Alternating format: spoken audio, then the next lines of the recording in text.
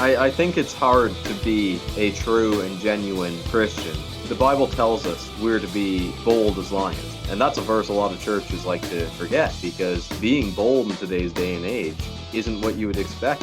Welcome to another episode of the Carpe Fide podcast, where if the shoe fits, you wear it. And if the truth hurts, you bear it. I am Justin Gruber. And I am Jesse Gruber. And today we hope you will seize the faith. Welcome to episode 127 of the Carpe Fide podcast. How you doing, Jess? I'm doing great, but it's actually episode 128. But why did you put it as... I'm just kidding. It's 127. You're such a jerk. I'm like Ron Burgundy. I read off the prompter. I can't not read off the prompter. All right. Well, you did a good job. Oh man. Well, we are sorry that we took 1 week off there. We've been really consistent with our Education is Warfare series. With our Christian podcast. with our Education is Warfare series, and we were super slammed busy. Jesse was on a trip with his wife and another member that leads worship at our church, and they were at the Sing conference. Oh, it was good. It was they were encouraged. They Many had thoughts. A lot of tools to continue leading the church effectively in worship. Many songs. Yes. So Jesse went with his wife, and then me and my wife, and then also my dad and mom watched his 7,000 kids. So that was and returned them all safely. They were all living. I might say. They were all alive. I'm told that's good enough. Now, ironically, we were going to end our Education is Warfare series, but technically, I suppose Providence has worked it out that we can continue it for one more week. Indeed, Providence has. So we are going to keep the Education is Warfare series for one more week because we have a very special guest with us tonight. One more week. A very special guest hailing from the Great White North. Now, this person, if you were to see him, you wouldn't think it, but he has been through mob attacks. He has been through slandering. He has been canceled. He has been definitely othered, if you will. Been in court more than I have. That's for sure. Way more than either of us together have. And you look at him, you'd be like, really? I don't really. But he has. This is Josh Alexander. Hey, Josh, how you doing? Not bad. Yourself? Thanks for having me on. Oh man, it is our pleasure to have you on. We've been looking forward to this since we were speaking with Andrew DiBartolo back in April. I guess we had started talking with him. Stallion. We were talking with him in April. I think it's the last time we had him on, didn't we? I don't know. You don't remember was dates. You don't remember. It was in the past. That was right when a lot of stuff was happening, kind of with you and in your circumstances. So, given that you may not be there at this exact moment, but you're from Canada. A lot of this stuff took place in Canada, but I mean, I don't want to say that exclusively. I hear you are also, a dual citizenship holder. Is that right? So, correct. Yeah, I'm proud American as well. That's right. I was going to say, let's, Wait. Here's a true test. Do you still put unnecessary U's in words like favorite and color? No, I've actually received an immense amount of complaints on my Twitter page because I refused to add the U. Yes. Just as a big piece of dissent to the crown. All right. Yes. Yeah, I know it's like giving the crown the middle finger in Minecraft. I understand what you're saying. Oh my gosh, that in Minecraft, it's hypothetical. That it's not escalated real. Quickly. I understand what you're saying. No, Noah Webster was a great man, and he knew that we didn't need those U's, and so he took them right out. That's right. Great man of God. Yes, he gave us the English language, like the one that won the war, not the one that lost it. Anyway, that's neither here nor there. Josh, can you enlighten? Maybe give us a background. Maybe you could probably. I mean, it's been a full year, I guess, since last September. But give us the rundown. Why would we be speaking to you now? So give your story for our listeners that have not heard the name Josh Alexander, but now will never forget it. Sure. So, I guess, just a little bit of background. I'm 17 years old from Canada, like you said. I was homeschooled up until grade 7. I'm a born-again Christian. Anyways, I ended up entering the public education system in grade 7. And it wasn't long then before the COVID mandates and the restrictions and everything started showing up. And I didn't take too kindly to that. Amen. I was a student organizer of the student walkouts against mandates, and I was helping out the Freedom Convoy, and yeah, we just had a lot of just anarchy in schools, with teachers shouting at students and just total disregard for the code of conduct and our Charter of Rights and Freedoms. And we took action and organized protests all across the country, um, throughout the high schools, and then the Freedom Convoy came along. Uh, we helped supply fuel to that, and we fought hard to end the restrictions. But anyways, I ended up getting kicked out of school for several weeks. I was about suspended about 4 times each month. Oh, geez. And so I did finish up my year. The mandates came to an end. We considered ourselves victorious. But I left the public education system just because my education had completely plummeted. My reputation amongst the staff and the teachers was very poor, just because they all supported the mandates and the madness, and I was very clearly opposed to that. So I decided to switch to the Catholic board. And being a born again Christian, I felt that maybe the Catholic board might hold a little more respect for my beliefs. Evidently, I was wrong. I found myself in quite a bit of hot water there after some female students approached me, and they complained about the males using female washrooms and whatnot. And as they should be, they were quite concerned about this. I think you mean bigoted. They were very bigoted about that. Yeah, how dare they? How dare they be afraid? No, Yeah, I'm just right. Bigots. So anyways, I took this to the principal, and I spoke with the girls, the principal, the faculty, anybody I could, and we were very respectful about it. It was all in the format of just face-to-face discussion in the office or whatnot. But anyways, word gets around in a small town, and it got to the point where at school one day I had like 30 students in my math class shouting me down. The teacher was shouting at me, saying there's as many genders as there want. He told me that the Bible was all hypothetical. Wait a second. This is the Catholic math teacher? Catholic math teacher, correct. Man, I didn't know math was such a social hotbed for... We knew they messed with the Bible, but we didn't know that much. Haven't you heard? 2 + 2 = whatever the party says it does. So. Exactly. All right, whatever so you're getting shouted. Right. Say it does. Yeah. That's right. So you're getting shouted down in math class, and the teacher's joining in. Yeah, so he actually started it. This was mainly going on between me and him, but then the class would listen in, and they were kind of like his fangirls, and they'd start shouting at me whenever I said something that really ticked them off. So anyways, I continued arguing, and the Bible verse that really got me in trouble is when I quoted Mark 10:6 and said God created the male and female. I was sent to the office for quoting this, and it was considered bullying because there was apparently students who I didn't even know until this moment identified differently, and by me saying that God created the male and female, I was bullying them and I was targeting them, and that they felt uncomfortable in my presence, and I was to be removed from the classroom for an indefinite amount of time. I was placed under investigation for expulsion, and so there's this whole disciplinary measure to the school regarding me quoting scripture. It's a Catholic school, so you should have seen that coming. How you can't just I should have, right? You can't just now maybe if you had said, and Mary said that God made them male and female, maybe they would have listened more. You should have tried that one. Yeah. No, I should have been flicking beads while I said it. Yes. And then I probably wouldn't be here in the first place. But so anyways, there's a question. Ready? Here's the question. How can you target something if you don't know it's there? Right? Like, how could you target these students that you didn't even know existed? Well, I'm still wondering that. I've asked the board that very same question. but they're pretty sure that I was bullying those students with the teacher watching, with all those students watching.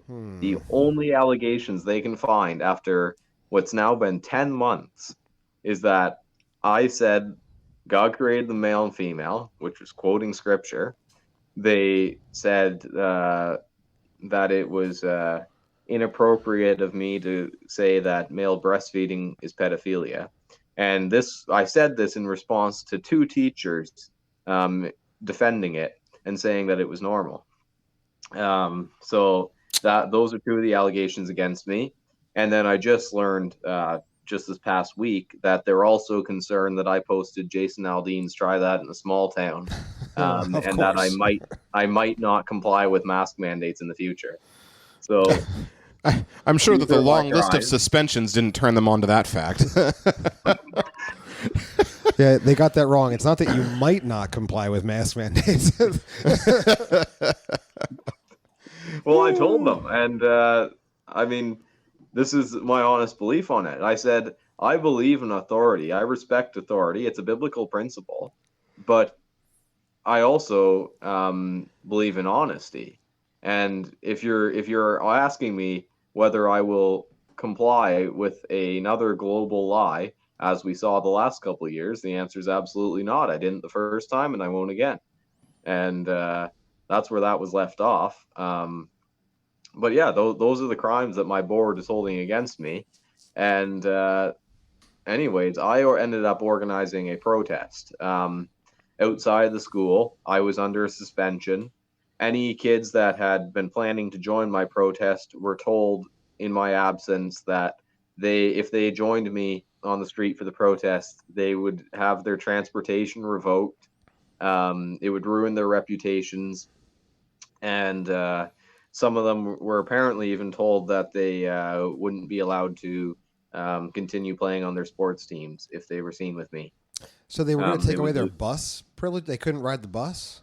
Yeah, no, they wouldn't have a ride home if they joined me. That's what the board told them. Well, that's a bad look. Have they not heard of Rosa Parks? Like, you can't just take people's rights to sit on buses away. That's ridiculous. These guys weren't even. No, these students, if they were seen with me, they weren't even allowed on the back of the bus. Oh, jeez. Yeah, I this guess is that's the real true. deal.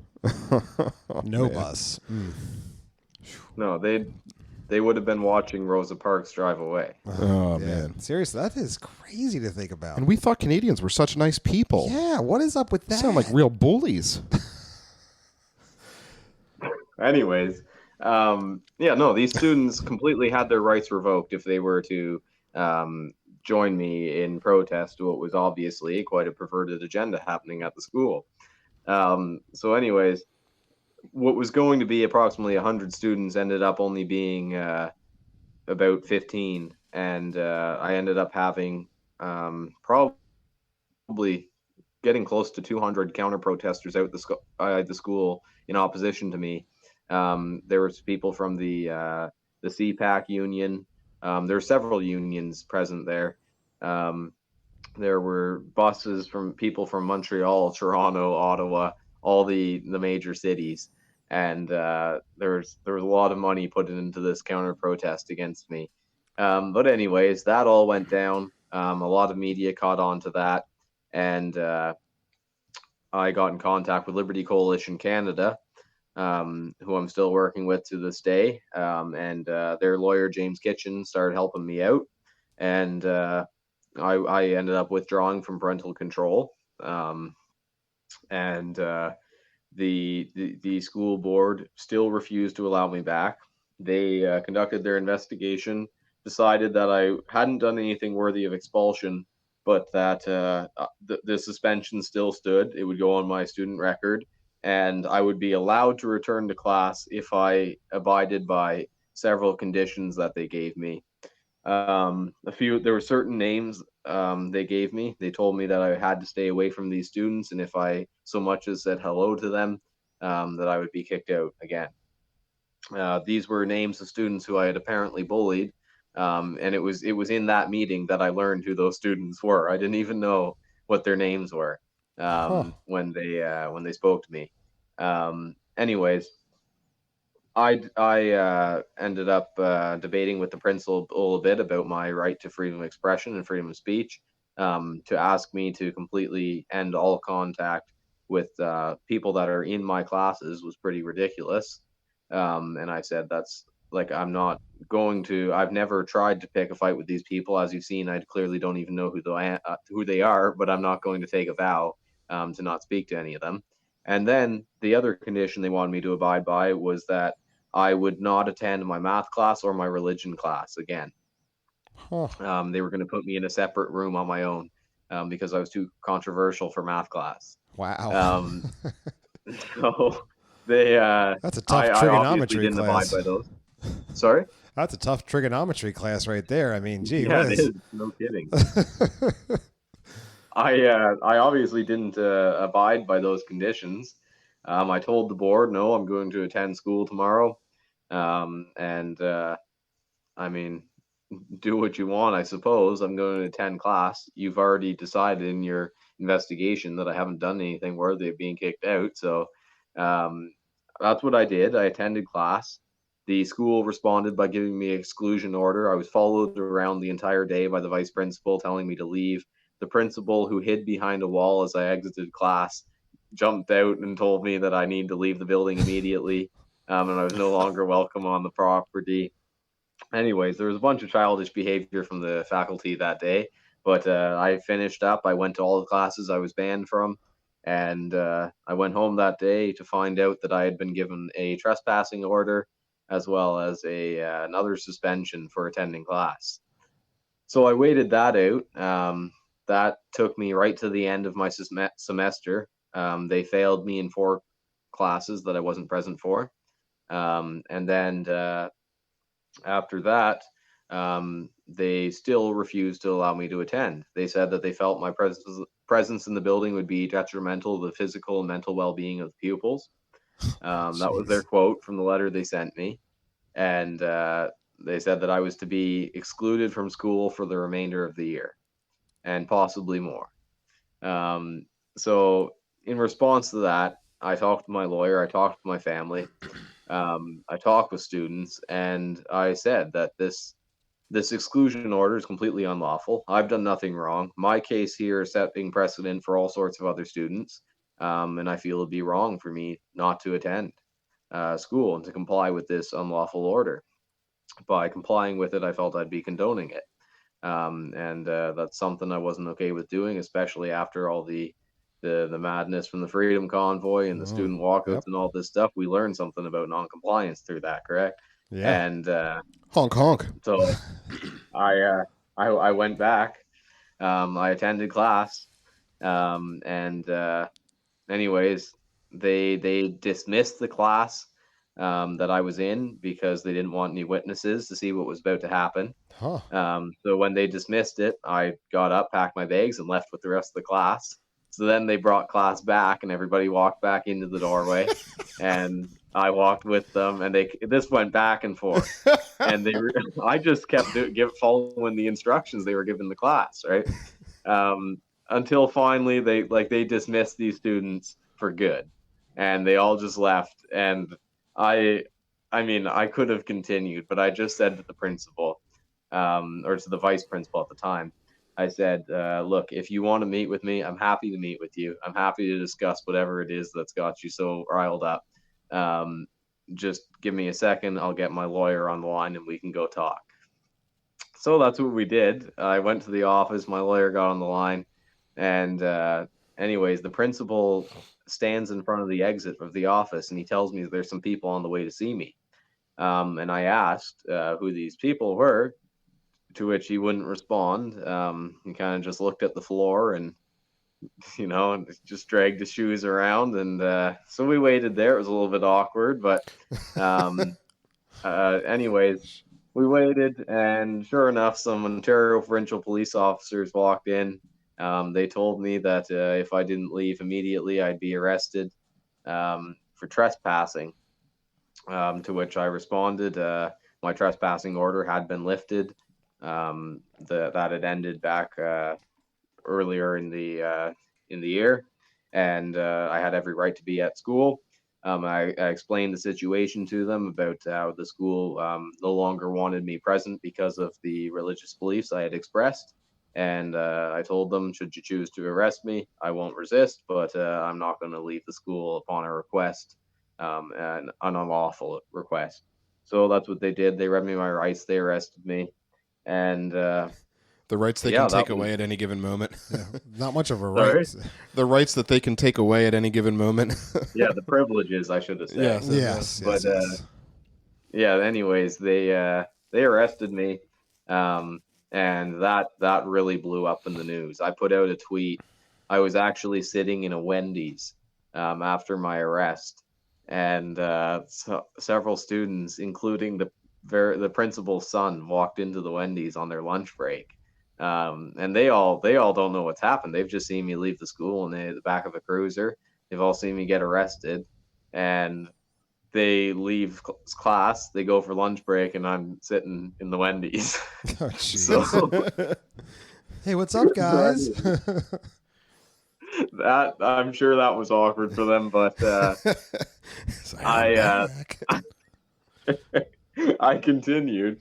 I was in a meeting with several of my several affiliates of the organization and whatnot, and anyways, I put out a tweet, and while we were sitting there, it just blew up, and it was at like 1 million views by the end of the day, on an account that had 17 followers.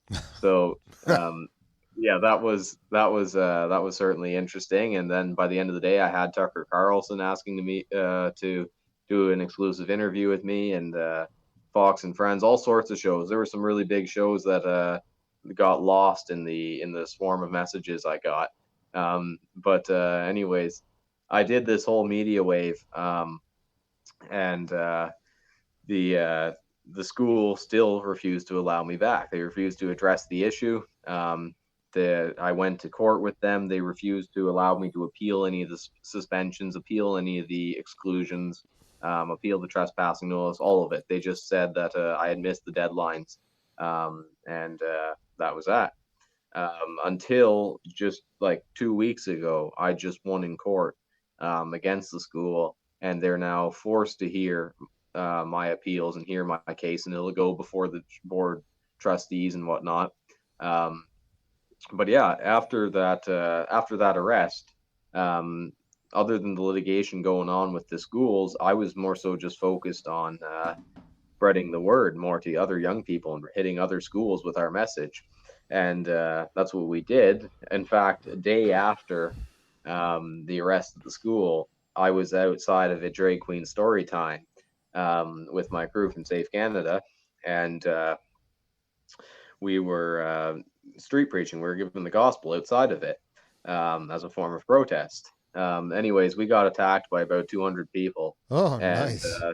They were trying to break our equipment. They were pushing us up against the wall and hitting us, and yeah, it was something. But it was new to me at the time, but I've come to get used to it recently. But anyways, the police ran in there. They broke up the crowd. They dragged us out and they threw us into the street. They then arrested my brother for being on the street. And then 2 minutes later, they told me that if I didn't stop using the megaphone to give the gospel, I'd be arrested as well. So I continued. They arrested me. They gave me some charges. And then they've since had to apologize for all that and say it was a misunderstanding. And they accidentally placed me under arrest and gave me charges. But whoopsie.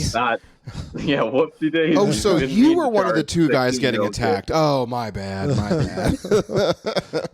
Not only did they accidentally charge me, they also accidentally put me in the cruiser in cuffs for 2 hours till my hands were blue, and then drove me out and dropped me off on the side of the road. With no contact. Didn't contact my family, nothing. Just dropped me off on the side of the road and salute. Well, thank God it was the side of the road and not in the road, because if it was in the road, they would have charged you again. And that would have just been a whole nother fiasco. That wouldn't have been good. Jeez Louise. But we took that. That again got another media wave, and we just just got more bold with our messaging. We took it to schools across the country, and we had hundreds of students coming out of schools to meet us, and we were giving them free Bibles that churches donated to us. We were giving them the gospel, and I mean, a lot of people have asked why we do that. When I was simply kicked out of school for um, quoting scripture in opposition to the gender ideology. And my answer is fairly simple: the education system, the modern education system, whether it's in Canada or in the States or anywhere, really, it's quite corrupt, and they're teaching a lot of falsehood, and a lot of it has a lot of bad intentions, and they're creating a bunch of slaves to a broken system, and so my response is they're being taught a lie all day, and we're just here to give them the truth one day out of the year. You wouldn't think that would be too much of an ask, but we found ourselves arrested again since then, and there's been some legal issues with that. But all in all, it's been a great journey. We've got to reach so many kids with the gospel, and had so many, like, countless conversations with just hundreds of students everywhere. And so yeah, I certainly don't plan to stop that. We also did an event on June 9th with the with Chris Elston, Billboard Chris, who you might know. Yep.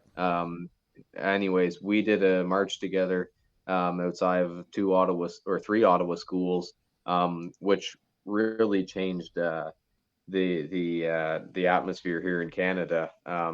It was met with a large counter protest, but usually when I hold an event, I'm outnumbered by a long shot. But here, it was the first time we held an event that was actual equal numbers, and this was right near the end of the school year. We had Muslims, Jews, and Christians all together in the streets, united against the indoctrination that's happening within the school boards. And so yeah, that really changed the way politics have viewed it, and the media and how they've reported on everything. So we're going to be doing another one of those actually on September 22nd in Toronto at a Catholic school and a public school. So yeah, that's mainly what we're up to. We're just trying to get the message out. A lot of parents don't recognize, nor do they care what's happening to their children in the education system, and there's a lot of kids being harmed who we've been able to help and support and encourage along the way. Wow. What a story. And that concludes this episode. No, I'm just kidding. No, there are questions. So, wait, what? Can I go ahead. back for 1 second? Well, you go right ahead. Way, way, way back in time. So my question is, what we know of the majority of the Canadian populace is that they, from speaking to the pastors and from speaking to all of these people, is that so many Canadians roll over on so many issues, and I would say the same is true of Americans on specific issues as well. How does a 17-year-old, or even prior to that, have the courage to stand up for these things? So where did that courage come from? Because I'm sure it has spiritual ties to it, but was it the way that you were raised? Was it something you were convinced from Scripture? Like, where does the boldness to say, no, I'm just going to go back to school. I'll follow these kids out. I'll follow these kids in. And, sure, I'll meet with the principal and my lawyer. Like where does that courage come from? Like, where did you get it start? Well, yeah, I'd say there's multiple elements to that. Mainly, first and foremost, I have an all-powerful God behind me. That's my biggest motivation. I know I'm doing what's right, and so I'm not to fear man. So that's what I aim to not do. And but other than that, I would say that my upbringing was a big part of it. I was raised as every young man should be. To protect the innocent, protect the vulnerable, stand up for what's right, have values, have a moral grounding. And that's something that's missing in our culture. I've said it before and I'll say it again. I think it's sad that my story made the news. Not Yeah. because of how bad the story is and just how corrupt the Catholic school board is. I think it's sad that I was the only one. The only reason it made the news is because it was one of a kind, and it shouldn't have been. We should have had every parent of a child in that board. We should have had every young man in that board speaking up, but they didn't. There's nothing special about me. It's just that I have something that most apparently do not have, and that is the will to be a traditional young man and protect and provide and fulfill my duty. But those values aren't something that are found in today's society, in the education system amongst parents. It doesn't exist. We have a society, an entire generation here of neutered men and masculine women, and it's completely destroyed what used to be a great country, whether you're talking about here in Canada or in the States. Um, as a citizen of both, it breaks my heart to see what's happened. We've turned our backs on God. We've strayed from His natural order, and like I said, we have women trying to be men and men taking the role of women, and it's sad. It's pathetic, but just seeing that in my society and seeing all the kids that are addicted to video games and social media and pornography and all this programming that's put in front of them, I don't want a part of that. I'd rather take a stand on something that's right and have some purpose in my life rather than just buckling and complying with all the measures thrown our way and the devices sent by the devil. Yeah, that's awesome. My mind immediately went to your connection to the lies that the students are being taught all the time, and using the specific term that they're enslaved, right? They're enslaved to those lies, and you just wanted them to have access to the truth, and that you sum it up perfectly right like that. That is exactly what's happened. The teachers, just like just like your prime minister, they've all been just immersed in the world of. I was going to say blackface. Not blackface. God, you mean prime minister blackface? Yes. Yes. He did that a couple times. Yeah, we can say that. Yeah, I don't even know if you can count how many times. It's neither here nor there. Stop getting me distracted. They both just been indoctrinated with cultural Marxism on the level that the cultural Marxists intended, that the Frankfurt School intended, that Antonio Gramsci intended. This is exactly what they wanted to have happen. And you're right. The truth is the only thing that brings freedom. Truth is what sets free. The truth of God, the truth of Christ, is what they need. So that is phenomenal. I feel like you almost have answered so many of the questions that we wanted to ask. It's very encouraging. Which just gives credit to you as someone who knows your story, and us to not having great, terribly deep questions.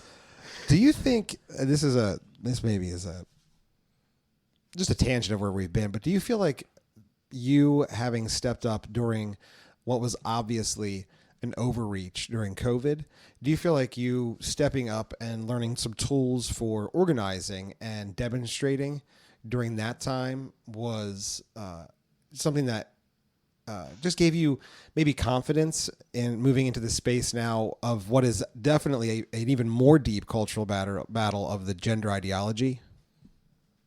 Yeah, absolutely. And obviously it gave those young ladies from the school a reason to ask me to say something, right? They knew who I was. I had a bit of a reputation after all that. And yeah, it certainly prepared me. I mean, it really wakes you up. A lot of people don't know what really happened in Canada during all that. And as passive as Canadians are, they really did stand up. The small percentage of us that did stand up stood up more than anybody else in the world, and we all faced the same measures. And it was a time for about 3 weeks in Canadian history where you could genuinely say that you were proud to be a Canadian. when we had like 50,000 trucks roll into the downtown core of the capital, gridlocked it for 3 weeks, kept everything totally peaceful the entire time. And There was that one Nazi, lot though, that showed up, though. That one Nazi guy. he was a plan. We know. we are very aware. Government agent with a swastika walks in with a bunch of photographers following him, gets told off multiple times, gets his one shot at the Chateau Laurier. The photo was taken from a spot that was banned from media. The police had it blocked off the entire time, but somehow this photographer got in there, took the shot, and then the swastika guy was never seen for the rest of the 3 weeks. That's he not was suspicious. there once for half an hour. That's not suspicious. Not suspicious at all. Definitely a real Nazi. All right. we all were, apparently. Yes, absolutely were. But regardless, you go to an event like that, especially at the age I did, and it got to the point where they said that anybody under 18, it was illegal to be at that convoy. And just like they also kids said up there. that What's going on? Sorry? I said they just like locking kids up there. Yeah, they loved it. It's weird. But, I told a bunch of the kids in my school, I said, it's now illegal for us to exercise our right to peaceful assembly, our right to protest. The government has made it illegal, and they've also made it illegal to support the Freedom Convoy by supplying gasoline or diesel to the trucks. And I'm going in, and is anybody coming with me? And we got a bunch of students, not many, but there were still enough that were brave enough to join us. And that kind of experience changes you, where you're running past just patrols of police. And I mean, to be fair, half of the footage you'd see where the police were dumping out gasoline or stealing stuff and arresting people for carrying it, they would do that in front of the mainstream cameras. There's other times where they just look the other way. But being involved in something like that, and then seeing how it ended with all the beatings and the rubber bullets and the LRADs and the tear gas and all that. Horses, can't forget the horses. Yeah, the horses too. I know the elderly lady that was trampled quite well after that. And once you have those personal relationships and see what your government will do, it changes you. Watching the police services that you used to defend. I mean, I got called a racist for wearing a back the blue shirt during all the BLM riots. I defended the law enforcement and the police, and then I saw them pulling middle-aged women out from a line of peaceful protesters beside me and beating them in the street, punching me, and it changes you going into that and then returning to normal lifestyle like nothing ever happened, and everybody's just forgotten. And it only affects the small amount of people that were there. I mean, right now in Ottawa, we have Tamara Litch and Chris Barber in trial right now. There's also a pastor, Pastor Arthur Pawlowski, who's been found guilty of giving a gospel message at a camp full of truckers from the Freedom Convoy. So these people are still being prosecuted.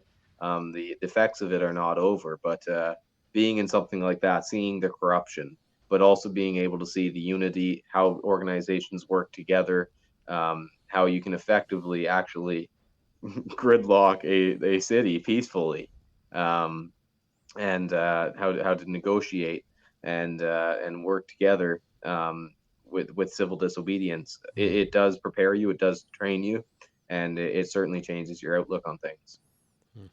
Yeah, it makes perfect sense. I mean, I know even just from watching these events from afar, it's affected us. Oh yeah, 100%. I mean, we were about to rent a truck. I don't even know where we were going to get it, and drive over to the Ambassador Bridge and be like, Pastor Aaron Rock, what's going on, man?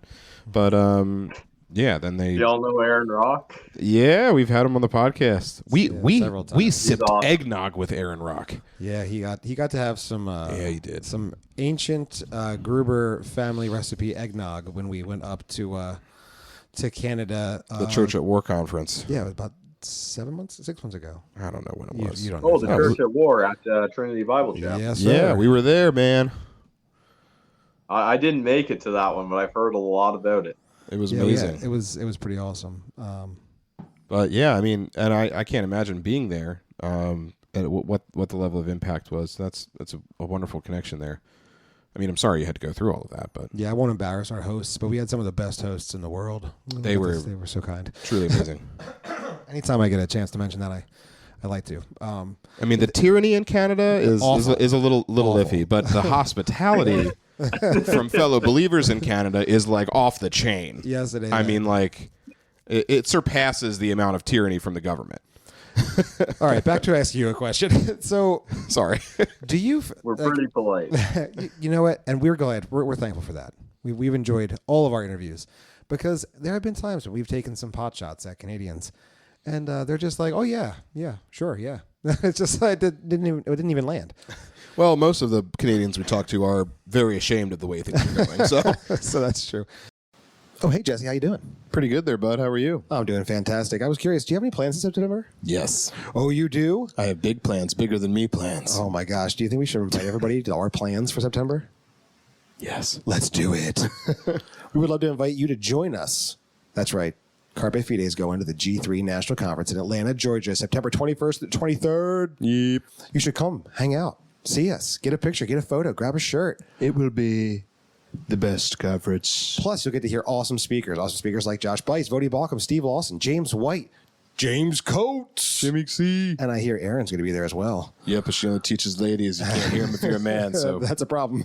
That's fine. Tom Buck, we'll Virgil Walker, Daryl Henderson, Ken Ham. So many people are going to be there. We would love for you to join us. And you're Ken like, Ham's going to be there? Yeah, you're like, hey, that's too much money. Oh, no, it's not, because you can use the code G3CF, like Carpe Fide, G3CF for 30% off of your registration. 30% right off the top. G3CF, 30% off your registration. Do that. Go to the website, g3min.org/events. It's called the Sovereignty of God this year. You can go there, 30% off, see us, hang out. It'll be the best. And Jesse gives out free hugs. See you there. Do it. I do like that you mentioned being proud of being a Canadian, like being able to be proud of that when you saw so many people standing. That is a wonderful moment, a glimpse of courage, the standing up against what is evil.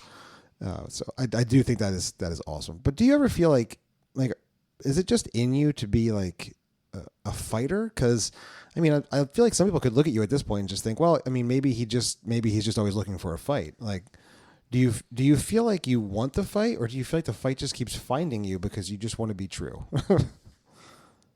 Well, I think it's hard to be a true and genuine Christian. I mean, the Bible tells us that we're to be bold as lions. The righteous are as bold as lions. And that's a verse a lot of churches like to forget, because being bold in today's day and age isn't what you would expect. It means that you are treated like a rebellious punk, and that is the way that a lot of the world views me, because to be the bad boy or the rebel in 2023 means you have to be a Christian and not ashamed of it. And that's weird. So no, I wouldn't say I'm naturally a rebellious child. I mean, before all this tyranny came our way, I mean, I was an award-winning student at my school, even though I'd only attended it for less than 2 years. I got promoted at multiple jobs. I was a fairly stand-up young man for my age. Everything was going pretty well. And then I'd like to say that you are still a stand-up young man for your age. So you still are that young man. But you're right. I think to correct myself, would have been considered by society a stand-up young man. Yes. The same teachers that would turn on me and be shouting at me and swearing at me would have quite appreciated to have me in their class or whatnot beforehand. Now, that's not to say that I would ever compromise my beliefs, even from a younger age. If I felt something was wrong, I would speak out against it. I mean, as a more lighthearted example, something as simple as Santa Claus. I would always ruin the fun for everybody. Yeah, I would be at 3 years old. I was talking about the falsehoods of the Santa Claus. Oh man, that's so my kids. So I wouldn't say I've ever been a rebellious jerk, even by the world standards.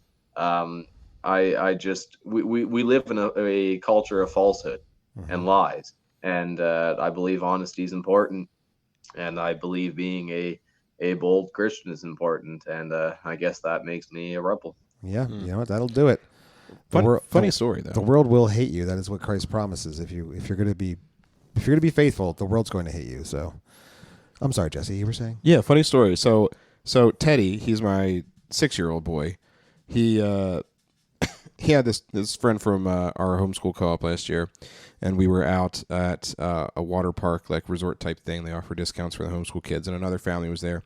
And Teddy lost his tooth, and Josiah, the other little boy that was there, was like, "Oh yeah, you're gonna get something from the tooth fairy," and he was in front of his other little sister, and Teddy's like, "You know about that, Josiah," and then he just like runs away because Teddy told Josiah in the past that this tooth fairy wasn't real. So the mom overheard this and was like, "Oh, Josiah, no, you know that," and he looks at his mom and says, "Mom, I know the tooth fairy is not real. Teddy told me last year. I've just been pretending so that Emma would think that he's real still." I'm like, oh my gosh. I'm like, that's so funny. What a funny little boy. That's great. Yeah, we're all about that. Ruining. You don't need to ruin Santa Claus. I mean, Saint Nick was a real person, and he smacked a heretic. I mean, like, if you want to make much of Christ, you have to ruin Santa Claus. That's just right. The way it is. You ruin Santa Claus, you exalt Saint Nick. I mean, it's not a big deal. I mean, it's a very Catholic thing to do. I mean, the Saint Nick part. The point was that I was too red pilled for my age. Yes, and it had its consequences. There was some kids that left with teary eyes, learning that their hero was not real. Yeah. Well, there's better heroes like Jesus. Yeah, definitely get used to disappointment on that one. Yeah, Jesus is a better hero. Well, no, not on Jesus. No, I know. Earthly heroes. Remember Lecrae? Remember when he was good? Oh, I remember Lecrae when he. Oof. Anyway, sorry, this is getting off on a whole nother podcast topic. When was Lecrae good? Oh, come on! You're too young. Stop it. You didn't even know who Lecrae was when he was good. Riding with my top down, listening to my Jesus music. Send me, I'll go. No, come on. You still don't know these songs? Yeah, he used to say things like, "Lord, kill me if I don't preach the gospel." That's right, he did. And boy, really? Is it great that Jesus hasn't done that to him yet? All right. What a gracious God. So here. All right, bringing this back somehow.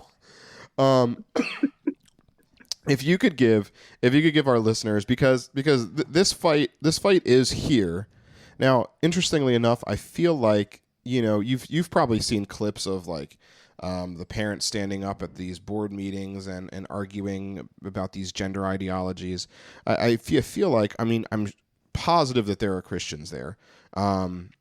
And as well, there should be, but I feel like it's very much a very cultural, very conservative battle, but not really a Christian movement here. But the fight is happening. But for Christians who are, perhaps for our listeners, I don't know any of our listeners that would be afraid to speak out. But if there are, what truths keep you grounded in this fight? Like what verses or what truths or what biblical principles keep you strengthened when literally the world is coming against you to literally punch you in the face? Yeah, it's hard to tell. I can't even say there's a specific verse that I would go to. I would just say that we live in a world that's drowning in politics, but those politics have now become more of a moral battleground. Moral issues are now political issues. And I mean, the entirety of that book is the basis of my moral code, right? It is my inspiration to do right in a time of wrong. And so yeah, I would just say that having a relationship um, with the creator is so incredibly important, and recognizing how futile our earthly attempts are. We're pilgrims here, and we need to recognize that and live like that. We've got an eternity to look forward to, and I want to stand as boldly as possible here on earth. So what you're saying is that Christians need to pick up their Bibles, read them, and then do what it says? Correct. Yeah, man. Yep, that'll get you canceled for sure. Talk about being a rebel in 2023 is right. Oh man, It's so funny. You're saying It's this. not called a two-edged sword for no reason. We've got a fight ahead of us, and Christians aren't willing to stand right now. I mean, I got contacted by a bunch of pastors. There's an upcoming march in Ottawa, and actually it's going to be taking place in DC and several cities, some actually in Europe, and it's the Million Man March for Children, and it's focused on ending the gender ideology in schools and the mutilation of children and stuff, or in the name of uh, transgender care and all that stuff, or gender affirming care. And we have a march in opposition to this, and there's a very strong Muslim presence expected at this march. And I announced my support for the march, and a lot of pastors were angry at me for associating with Muslims in this march. And I told them that it really says something about the state of the church when a march about defending kids from perverted ideologies is now considered a Muslim march, not because it was created by Muslims, not because it is based on Muslim theology, but because Christians don't show up and Muslims do. And that really says something about the church right now. When Christians won't support me for quoting scripture in the face of tyranny, in the face of opposition, but Muslims will. I mean, that to me, that really sends a strong message to non-believers about how weak and pathetic and docile supposed Christians are. So it is really time for us to pick up the word and use it and speak it and preach it and stand on it. Yes and amen. Yeah. I mean, probably one of the most heartbreaking things, having had conversations with people like James Coates, men like Tim Stevens, who have been imprisoned for simply gathering to worship, is the most disheartening thing has been to hear of all of the churches and pastors not only not supporting them but actively working against them. It is infuriating and disgraceful. You have whole organizations like the Gospel Coalition in Canada writing articles against these men, naming them by name, and that truly is egregious. And unfortunately for them, they will be held accountable for these things. But I wholeheartedly agree that the church needs to open up. We need to open up our eyes to see what ways we can be effective in our culture for the sake of the gospel of Jesus Christ. I know there were pastors that criticized men like Aaron Rock for going and preaching, and like Jacob for going and preaching at even just the trucker convoy. And it's like, well, how can you criticize a man for going somewhere and preaching the gospel? Isn't that kind of like our whole thing?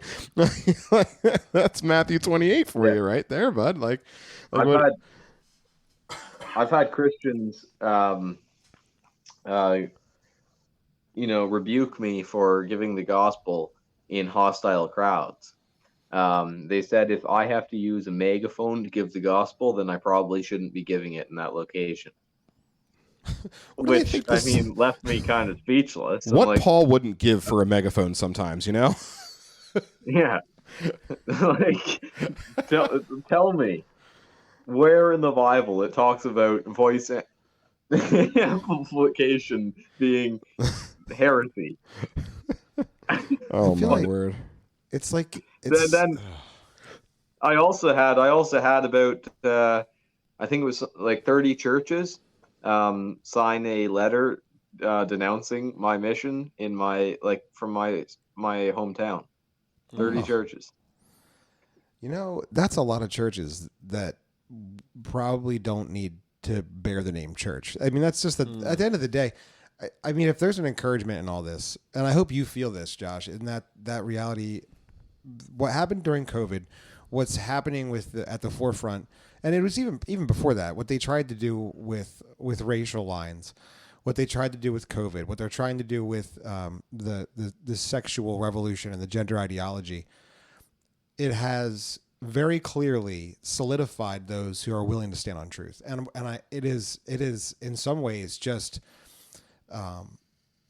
energized those that love God and love His truth with their everything, and it has I think in many ways it's actually kind of like steelmanned our position for us and brought many of us together. I mean, like you don't know us and we don't know you, but we are so completely and totally linked together. Where, I mean, you could have 6 blue-haired masculine women in the room, and they could none of them could agree. Like they could all disagree with each other. They all look the same. They're all trying to be men, but they don't actually agree. Whereas, even from such a great distance, you and I, we are like completely on the same page. Throw me a Bible, let's get to work. I'll grab a megaphone next to you. That's actually a really encouraging thing. They have unwittingly brought us together in ways that they would have. They would have been better off not uniting us the way they have. Yeah, it really brings things to life, and it gives you a better perspective of what's actually going on. It allows you to relate more to some of the New Testament stories. Obviously, none of us have faced anything similar to what we saw in a lot of the martyrs and stuff, but it puts you in that mindset, right? And it brings you a lot closer to God, and I mean, it shows you how real good and evil is. Like when you're in a crowd of crazed, lefty, evil lunatics, you can feel it. Like I've said this before, and when you're in a crowd like that is that hostile and really hates you, it's noticeable. They'll be yelling at you and they'll be hissing in your face, but the second you mention the cross, the second you mention the gospel, it gets violent. It actually get like you actually get cold.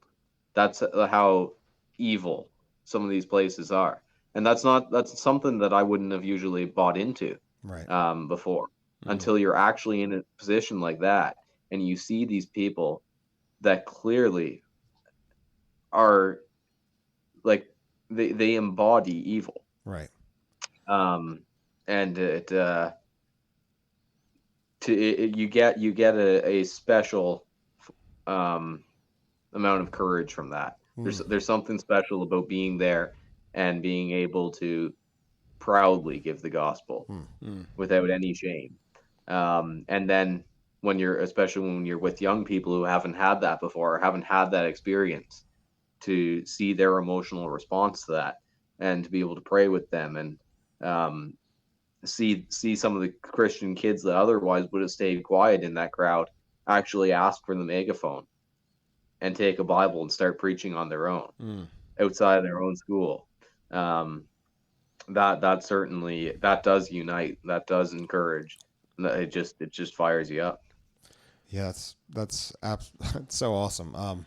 Yeah, I think, I mean, you can, just to piggyback on that, as a complete anecdote, so don't lose whatever you were about to say, but I think that certainly since these lockdowns, and certainly since, I think specifically the lockdowns, but taking the momentum from the lockdowns and pushing them towards this gender ideology stuff, just this godless, evil, demonic ideologies. I know far fewer people who would publicly claim the name of Christ, but I know far more people who'd be willing to go to jail to stand up for what is true, if that's what it came to.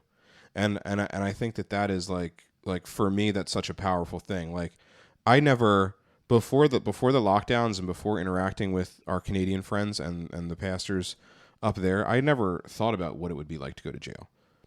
I knew for a fact that I'm a law-abiding citizen, and that my country made sense, and that I would never be put in jail for something that is so arbitrary.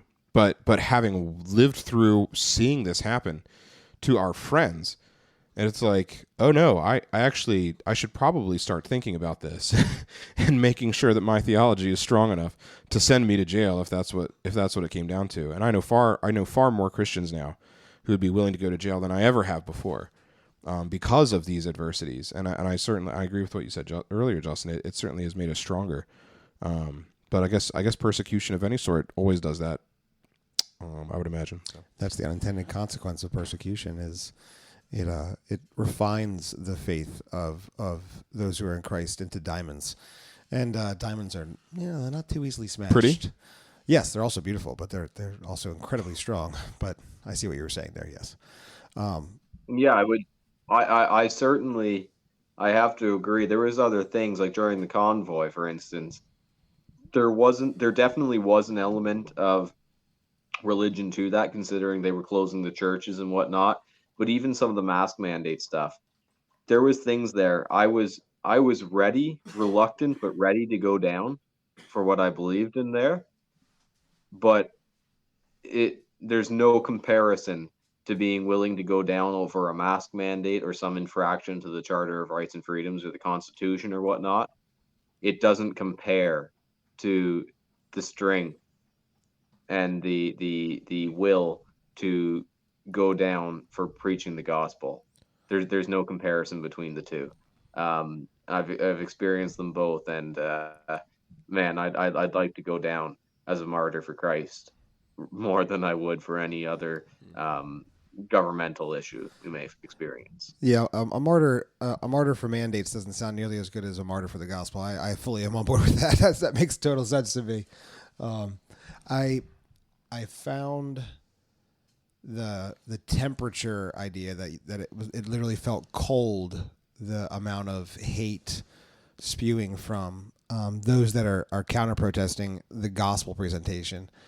But it really does make total sense, because these are people that have given themselves completely to evil. That's what the sexual revolution, the gender ideology movement is. It's man saying, I can have whatever I want.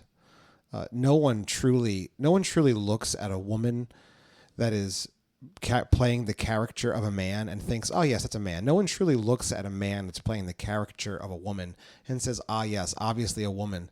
It is simply man wanting their desires to be their God, and it's so foolish. It's so obviously foolish. But if they can't crack for 1 second, because if they crack, then everything falls apart, which is why they have to hate you. It's why they have to attack you, because if they don't, if they stutter for a second, the whole house of cards comes tumbling down. So that's why they hate you. And their reaction to what they consider social justice and whatnot is evil. There was my pastor's wife posted something with the first names of a few of the organizers and some of the more prominent people in the counter protests to me and my cause. And like these are people that really hate me. And she posted a thing with their first names and said that she was praying for them, and praying that they might receive the gospel and take heed to it. And in response, they publicly posted a rag doll with her name on it, poking needles in it. Oh, geez. These are wonderful people. Yeah. No, they're wonderful. So it shows that they wouldn't even deny that. They're publicly proclaiming that they're involved in evil spiritual warfare. Oh. Man, I really wish that I felt like it was going to take a dramatic turn, but I feel like we're much more in the realm. And I don't know how you feel about this. I'd love to get your take on it, honestly, but I feel like there's more so the reality of their lies having to kind of implode on themselves, so that that genesis of new life can grow up from the what will then be fertile soil that is left over from the implosion of these lies. But I mean, I'm ready for either way, you know. Yeah, I think it's hard to tell where it's going to go. I've seen a lot of hope while interacting with the young people, and I do have faith that there will be at least a fight to be had, and I'm happy to be in it. But Metaphorical fight in Minecraft. in Minecraft, Yes, in yeah. Minecraft. All right. No, like you see, like there is going to be resistance to the inevitable evil that is coming and is already here. Um, like you look throughout history, the fall of every great nation or every great empire came right around the same time that they really indulged in complete sexual perversion. Every time. And that's where we're going to right now. And I mean, it's becoming the norm to sexualize kids. We're trying to make it okay to refer to pedophiles as minor attracted persons and soften the language, and we're rapidly headed there. And I mean, right now I'm being punished by my school for saying that it is perverted for them to allow males to watch female students undress, female minors to undress. So like we're already there, and they aren't even ashamed of that. Right. The virtue signaling and the woke mob, they actually truly believe in this stuff. And that's something that we as Christians are going to have to decide whether we're gonna stand or kneel. And when I say there's going to be a fight, I mean I'm not going to allow perversion to take over my life. I'm going to stand. I'm going to be bold, and I'm going to live by the word of God. Yes, and amen. That is 100. You know what? When you remind me, I always forget. Like I look at the world right now, and I always forget. No, you're the key, because you're a young man. You're the next generation, and you know Jesse's got 5 kids. I've got 3. They're the generation coming up. You know, essentially after, you know, well, more or less with, but some after you, and the people that are having children right now are those that are seeking to build legacy and ground family in objective morals and values given by God. And I think to a large part, I'm not saying holistically that's every family, but I mean for the most part that's who wants a family. Thankfully, because culture has, you know, told people that don't want families, you know, oh, families are evil. so we're the only ones having families. And that's probably that's just a really good point, because as often as we say it, I'll forget it in the next breath. But yeah, you got to keep fighting, man, because you're the next generation, and we're working hard. We're working hard to raise up the ones that are coming after you.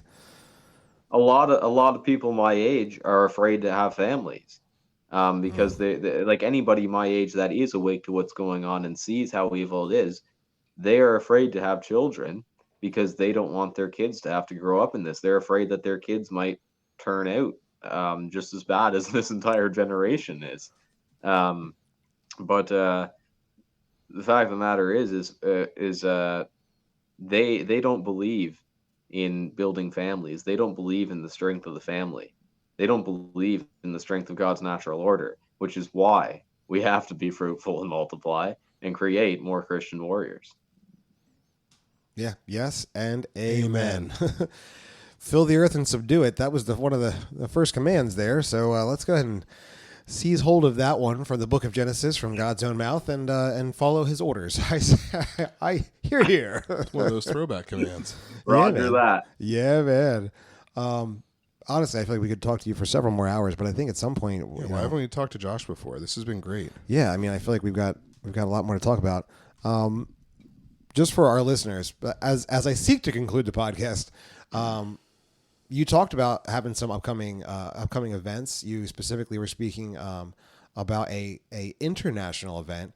So why don't you just kind of give us some opportunities for people to connect with that, connect with you, ways they can connect with Josh Alexander, the Josh Alexander. So speak to that a little bit. Yeah, sure. So the two big events we have on the agenda right now are going to be that million-person march that we were talking about. Whether it's going to be a million people in the streets or a million people across the country, who knows? Looking at the state of the church right now, and the weakness that's flooded it, I have very little hope for a large turnout of Christians, but we're certainly encouraging everybody to show up, and we're doing lots of advertising for that. So there will be a big march, but the one that I'm more so focused on is the education over indoctrination rally, which will be taking place in Toronto on September 22nd, with me and Billboard Chris Elston, and we're going to be at the Annunciation Catholic High School as well as the Victoria Park Collegiate Institute, and we'll be with students there. We'll be out there with free Bibles like usual. This one's been fairly heavily advertised. There'll probably be a lot of media for that, and it's something that'll be seen by the world. So just if you're in the area in Canada and happen to be listening, check out those events. And then if you want more information, you can go to my website, which is savecanada.shop, or you can go to my Twitter or X profile, which is more so what I use, and that's official Josh _A. Official Josh _A. That'll be in the show notes, as well as the Save Canada website. You can click on both of those in the show notes to get more information there. Man, we will be in Georgia at the G3 conference on September 22nd. So we'll see if we can't find some people. Maybe we can snag some videos and throw them up on Instagram, just encouraging Josh and everybody that's rallying that day. Maybe we can work on that. Maybe we'll have a booth right behind Vody Bachman. Maybe Vody will. Maybe. Last year we got to hang out with Vody at the G. Well, not last year. 2 years ago when we had the national conference, we got to hang out with Vody. That was pretty cool. But definitely check out the website, even if you're unable to attend this event, because there's lots of awesome stuff there. Plus, you could add to your red and white hat collection. Maybe you have a red and white hat that has a message on it, and you want another red and white hat that has a different message on it. You can find those on the savecanada.shop. I want this website. hat. It's $35 Canadian, which means it's probably like $12 It's like in the $5 US. American. I mean, it's just Something like that. If you're shopping from the US, there's a link on the very top of the website that takes it to the US pricing. Oh, I see. Oh, there's a beanie in the US. Different websites. You mean a toque, buddy? Oh, you mean a toque. Don't get it. Yeah, toque. sorry. I say it wrong. I'm sorry. I apologize. It's a toque. Get it right. I'm sorry. I apologize. You got to make sure you say the words right for the Canadians. Anyway, this has been an absolutely awesome time, Josh. So we really appreciate you giving your time. And honestly, we would probably love to have you back again, maybe on a more topical basis. We probably could find some topics to cut up. Make gas cheap again.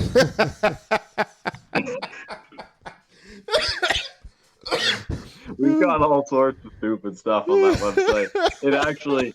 It used to have so much more during the Freedom Convoy. It had everything you can imagine. That's we had to amazing. limit our supply. But I love it. the US store actually has more stuff. I think the Canadian store only has hats, flags, and hats, bumper stickers, and American flags for some reason.